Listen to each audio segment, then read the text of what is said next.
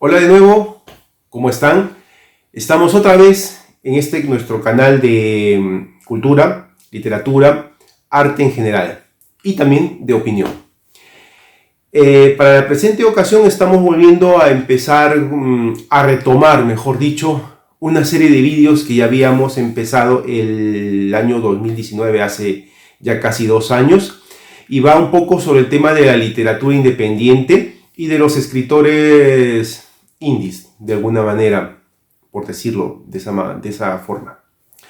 Y en esta ocasión pues vamos a ver un tema que está no tanto desde el lado de nosotros como fabricantes de narrativa, como escritores como tal, sino más bien desde el punto de vista de nosotros como consumidores de literatura, en este caso de literatura indie. Para este caso, primero, un par de acotaciones. La primera es que el fenómeno de la literatura indie no es igual en un lado del Atlántico que en el otro.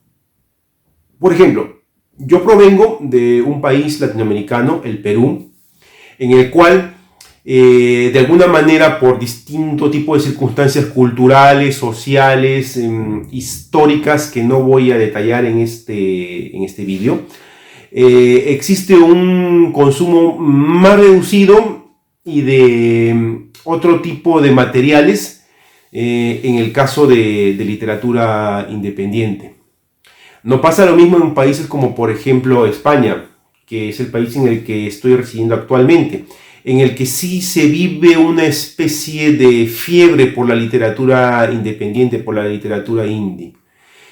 En el presente vídeo pues voy a hacer yo un poco un resumen, algunas apreciaciones desde mi experiencia personal, desde mi experiencia particular, en este caso desde lo que yo he visto en España, pero que aún así yo creo que también podría traspolarse a otro tipo de realidades, como en este caso los escritores y la literatura en América Latina. En cuanto al término indie, que es la segunda acotación que quiero hacer, quiero señalar con eso que con ese término me estoy refiriendo a, en principio, los escritores que son autopublicados, ya sea porque ellos mismos realizan todo el trabajo de impresión, de corrección y por supuesto de redacción, así como también a los que publican a través de plataformas de autoedición, ya sea pues Amazon, Kobo, la Casa del Libro en España, etcétera, etcétera, etcétera. Pero también estoy considerando como indie a aquellos autores que publican con pequeñas editoriales.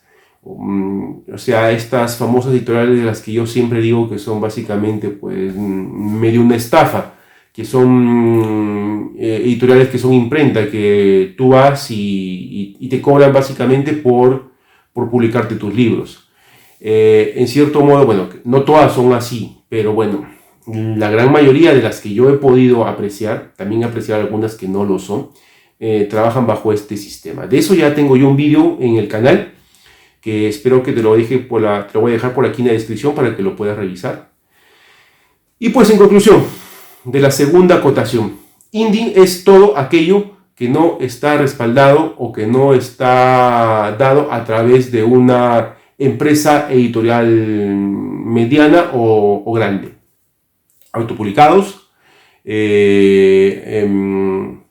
personas que se publican a sí mismos, que costean su publicación, y los que publican a través de editoriales pequeñas, que son editoriales imprenta, como les digo.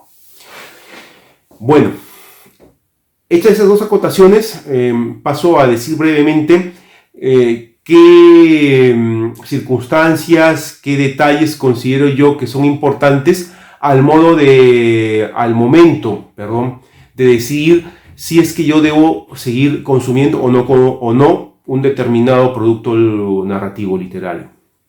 En principio yo creo que hay que ir siempre a la fuente. En este caso, pues, lo primero que tenemos que revisar es el contenido mismo del propio texto que estamos leyendo. ¿En qué sentido? una pauta que nos va a dar una regla muy importante para descubrir qué tan bueno es el autor, qué tan buena es la obra que estamos consumiendo, es la utilización de un lenguaje adecuado, de un lenguaje correcto. Por lo general se asocia, que si tenemos a un autor de calidad es porque este es un autor que está formado, que ha leído, que tiene un cierto nivel cultural.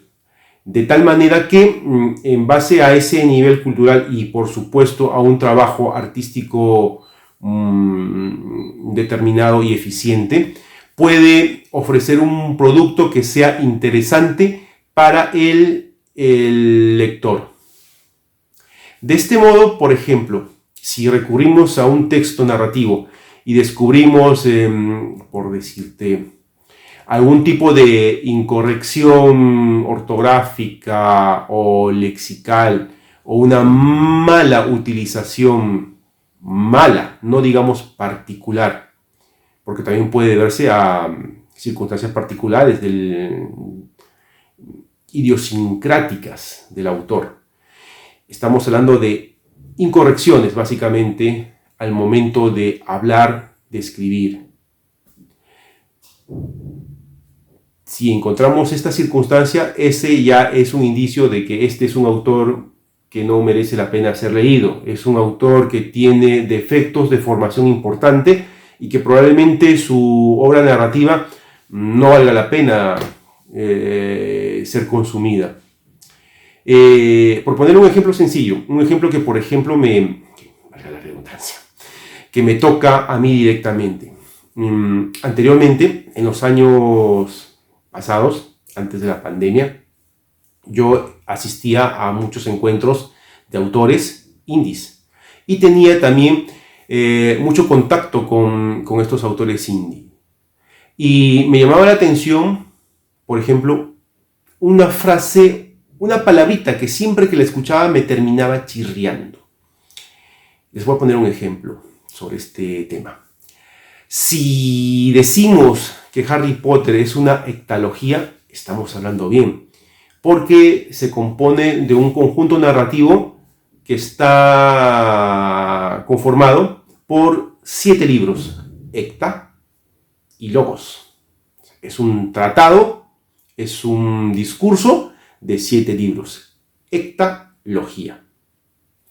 Si decimos que, por ejemplo, el Cuarteto de Alejandría es una tetralogía, o por ejemplo José y sus hermanos de Thomas Mann, estamos hablando bien. Estamos hablando de 4 libros, tetralogía. Es decir, un discurso en 4 libros, una tetralogía. Lo mismo pasa si, por ejemplo, decimos que El Señor de los Anillos es una trilogía. Tres, logos, trilogía, tratado o discurso narrativo en 3 partes, trilogía. Lo que no está para nada bien, lo que es absolutamente incorrecto, es algo que vengo escuchando muchas veces en muchos encuentros de escritores en España y también en otros lados de América Latina, que es el decir que, por ejemplo, si yo escribo un libro de 2 partes, se trata de una bilogía. Bilogía. Ese término, queridos amigos, no existe. Y si escuchan a alguien hablar de que ha escrito un libro, o mejor dicho, que ha escrito 2 libros en 2 partes, o 2 libros que se complementan formando una unidad, y que dice que es una bilogía, pues empiecen a considerar si lo van a seguir leyendo, porque probablemente se trata de una persona sin mucha formación. En consecuencia, pues probablemente su narrativa no sea de calidad. El término adecuado para hablar de 2 obras que están relacionadas entre sí como una especie de unidad narrativa es díptico. Díptico. Alfredo S. Echenique escribió un díptico compuesto por 2 novelas.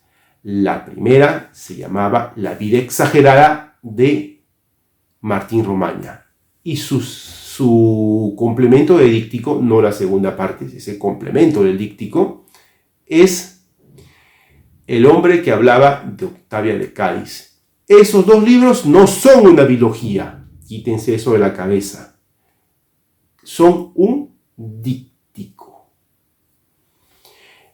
Se puede decir que hay, pero Alex, hay libros escritos por autores que son clásicos de la literatura universal y que la verdad no escribían muy bien.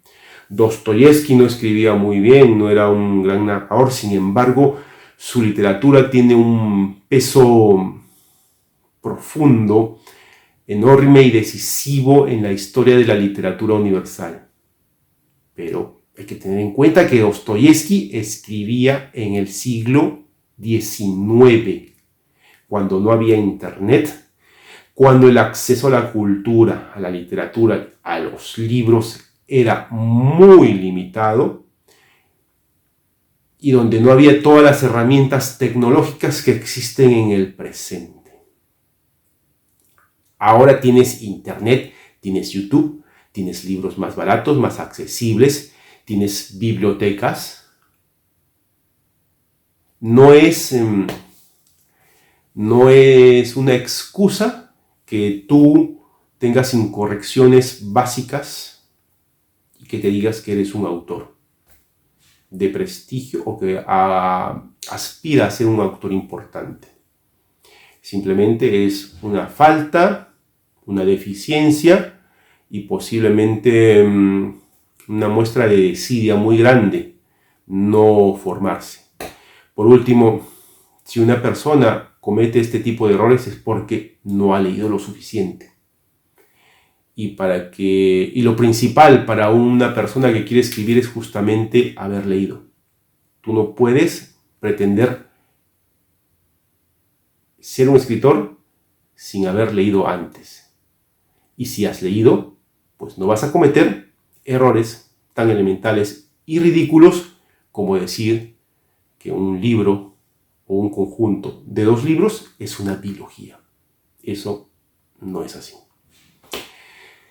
La segunda característica, el segundo tip que les puedo dar para descubrir si un libro escrito por un autor indie merece ser leído y si debemos seguir a este autor indie en sus otros libros o de plano dejar ese libro y no leerlo más, es el uso de los tópicos, los lugares comunes.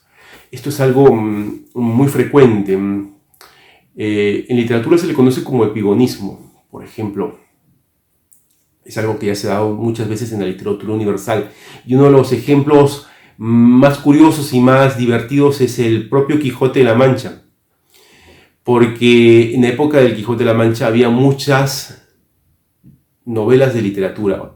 Aparecieron las primeras novelas de literatura, las novelas de caballería, la literatura caballeresca.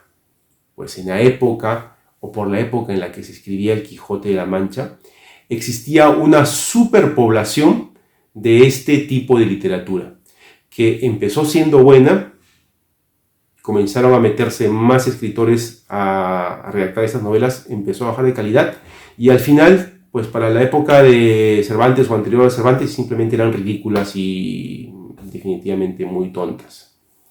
Esos eran epígonos, o sea, la gente que se sumó a la ola y que empezó a escribir en un determinado estilo y que con el tiempo comenzó a malgastar, a deteriorar ese tipo de literatura. Lo mismo sucede ahora con los lugares comunes de la literatura. Y eso es algo en lo que incurren muchos autores indies que están más deseosos de la fama o de subirse a una moda artística, cultural, o querer ganar dinero, que en producir una obra que valga la pena, que sea seria, que aporte algo. Un ejemplo, Cuando apareció la famosa trilogía de novela erótica de las 50 sombras de Grey, yo observé, por ejemplo, que en España comenzaron a aparecer una multitud, pero una multitud, una avalancha, un tsunami de escritoras y escritores que comenzaron a decir, bueno, yo también escribo literatura erótica, y empezamos a ver pues pequeñas versiones de 50 sombras de Grey. Y a veces versiones que algo distintas, y autores que empezaban a copiarse entre ellos. Tópicos, lugares comunes, cosas que ya se habían escrito antes y que se vuelven a repetir casi sin ninguna variación, hasta el punto que llega a ser estúpido el tema, porque simplemente de tanto repetirse llega a perder seriedad, llega a convertirse pues en una cosa sin sentido, sin profundidad. Pues entonces ocurre eso. Hay que tener cuidado cuando se abusan de los tópicos, y lo van a encontrar mucho en los autores indie, porque eso es una de las características fundamentales de la literatura indie. Comienzan a aparecer, por ejemplo, aparece una novela tipo El Señor de los Anillos. Yo quiero escribir como El Señor de los Anillos. Hago un libro que se parece mucho al Señor de los Anillos. Yo empiezo a escuchar pues que aparece una novela del tipo de Los Juegos del Hambre. Yo también voy a escribir sobre ese tema. Novela erótica también, novela romántica, y así tenemos 800.000 textos que son muy parecidos, muy semejantes y que no aportan. Me vas a decir quizás, probablemente, oye, pero ningún texto, ningún libro es original, ninguna novela contemporánea es absolutamente independiente de la tradición que viene por detrás. Sí, es correcto, pero pasa aquí como cuando uno hace una investigación académica, una tesis universitaria. Cuando tú haces una tesis universitaria, se va a ver si esta tesis es buena o es mala, en el sentido que si aporta algo nuevo, algo diferente, algo creativo. Porque yo puedo, por ejemplo, hacer una investigación sobre, digamos, las características de las deidades que se encuentran en los vasos fenicios. Sobre esto hay mucho que se ha escrito y se sigue escribiendo y se va a seguir escribiendo. Cuando una tesis o un texto académico, y en general cualquier otro texto, va a diferenciarse de lo que se sigue escribiendo, cuando se aporta algo nuevo, cuando deja de ser un tópico. Entonces, si tú coges un libro, te gusta mucho, por ejemplo, la novela de investigación policial, y abres un libro y comienzas a leerlo y encuentras lo mismo, o sea, que hasta tal punto que te parece que estás volviendo a leer un clon de Agatha Christie o de Conan Doyle o de lo que tú te guste, y ves que está siempre en lo mismo, posiblemente es una persona que está justamente utilizando la fórmula. Y eso se da en la literatura en general, se da mucho en la literatura, entre comillas, entre la gran literatura, la literatura que existe por ahí, en las librerías, en las bibliotecas, pero se da con mayor intensidad y con mayor fuerza y con mayor grado de baja calidad en la literatura indie. Y eso, penosamente, pues tengo que confesar que es el principal vicio de la literatura indie, que es la repetición. Bueno, dados estos dos tips, me despido. No quiero que el vídeo sea demasiado largo y espero pues volveros a ver dentro de poco. Empezaremos a hacer vídeos de manera más regular, con más continuidad, y pues espero que les haya gustado Ya saben, si tienen alguna otra información, algún otro tip que les pueda servir para descubrir cuándo merece la pena leer a un autor desconocido, a un autor indie, coméntenmelo. Si les gusta este vídeo, pues digan que les gusta. Seguiremos haciendo estos vídeos. Y pues ha sido un gusto volver a verlos a todos. Y espero verlos también en la siguiente oportunidad. Muchas gracias por su atención. Yo soy Alex Celi y este es su canal. Hasta pronto.